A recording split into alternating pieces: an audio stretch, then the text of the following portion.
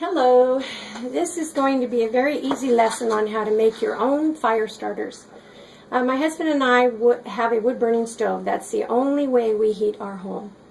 And we started out many years ago with the logs that are recycled with wax on them.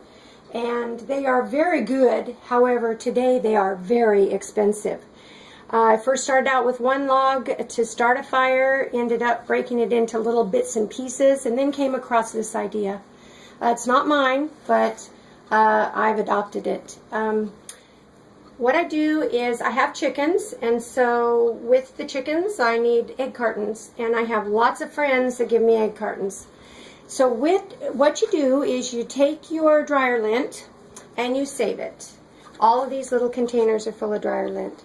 You take your egg cartons, you take the lint from your dryer, and you stick it in each one of these little compartments. This is how it starts out. Here's a big ball of yuck, dryer lint, and you just go along and stick it inside of each one of these little. So you just save it up over months, and then when you have enough, that's when you hit this all up. Exactly, and it doesn't take a whole lot of time. It is a little bit messy in the sense that this is got lint, you know, that comes off of it while I'm doing it, so you'll have to wipe down your counters afterwards. But this is how we start. And just in a baggie, no big deal. I have a big bucket, I put it in that, and I save it over time. As I said before, I have lots of friends that give me egg cartons, and of course I have chickens, so I need egg cartons. One thing you want to take into consideration is that any kind of a carton material, you get your radios, you get heaters, you get all kinds of things. This, this had fruit in it. So fruit's down in each one of these. You can get them at Costco. You can see how they sell them in bulk. It has to be the cardboard. It has to be cardboard. It's like the recycled cardboard right. mesh. You cannot do it in the styrofoam. It won't work. It's not good to burn. And these right here, get yourself an old pan that you don't care too much about, but that's good and sturdy. And I don't know if any of you guys know about Scentsy, but Scentsy is a candle company. My mom burns it in her, make her house smell good. This is what's left over afterwards, just little tiny bits and pieces. These are votives that I've had for years that I never use. And a lot of the time you can get these pretty much in bulk at like the dollar store and stuff like that, where it's not real expensive. You can go to Makes a garage it cost sale, effective, yeah. And people have got candles all the time. So you use the expensive stuff that you've melted down to where it's not useful anymore as a candle. Yeah. And then you've got the cheap candles that you can And buy the expense is not mine because this has been given to me. Right. And my friends, my family, they all know that this is how I heat my home. So if you get the word out, the expense is really low. It's minimal. It's negligible. And even if you don't have chickens and you don't have lots of egg cartons, I think last time I checked, an egg carton is like 25 or 28 cents. Mm-hmm. So if you take that into consideration, you get a big bag at a garage sale for a couple bucks, melt it down, it's going to be very inexpensive. And how many of these does it take to start a fire? Usually I take 2, and once this has, and I'll show this in a little bit, in a little while, after I've melted my wax right on my stove. What you do is you pour the wax over the top of this, and I'll display that in just a minute.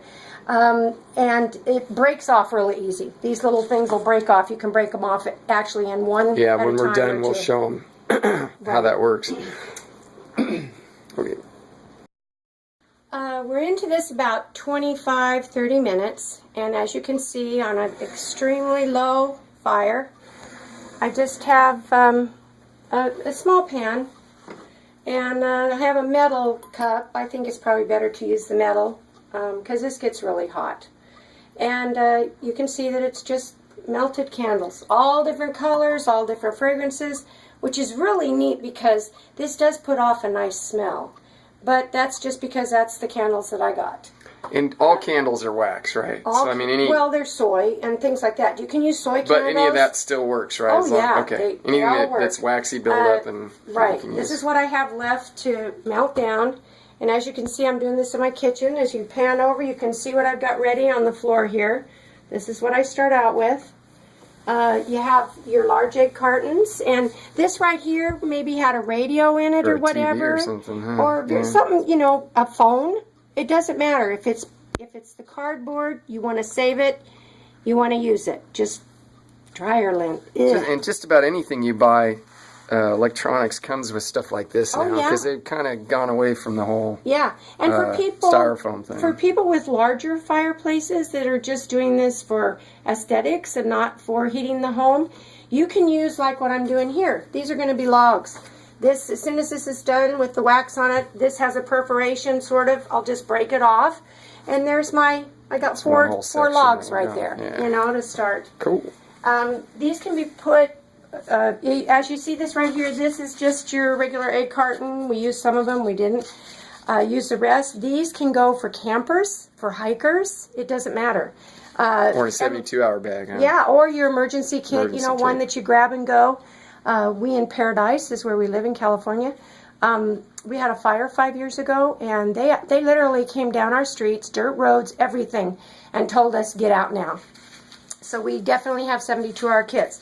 And we actually couldn't leave in that situation down to like civilization. We had to go further up the mountain. Well, we did, yeah. And we ended up camping. Yes, so yes, on a person's property, one of our friends' a piece of property. Just because the whole town was surrounded with fires. Yeah, and we're in the foothills, so we're at the beginning of the foothills. So, so this is how it starts. As you'll see down here on the floor, I have a large cardboard box opened up because, believe me, I'm a neat freak, believe it or not.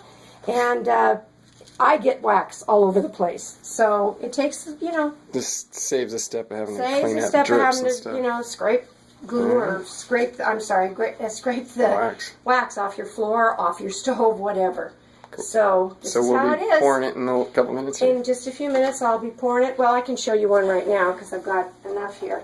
Even though there's some in there, I'm just going to take this. Be very careful. This will scar badly.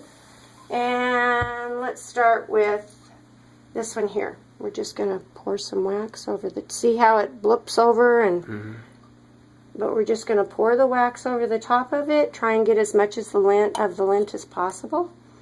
And that's a little messier than the egg carton ones. This is a little messier than the egg cartons, but still necessary.